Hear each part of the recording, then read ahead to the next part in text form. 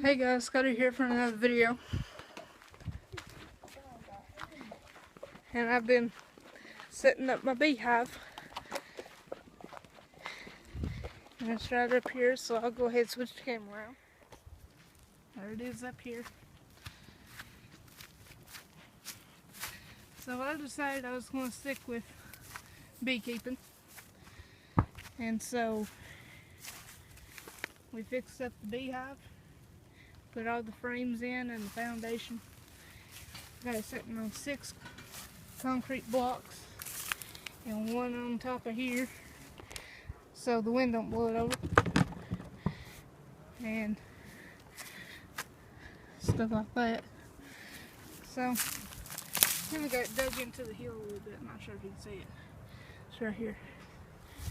But anyway, here in about 1 week, a week and a half, something like that, I'm going to have bees come in. And I'm going to make a video of me putting them into the hive. So yeah, I'm going to make a video about that. So yeah, that's my beehive and what it's sitting on. It's got a good view.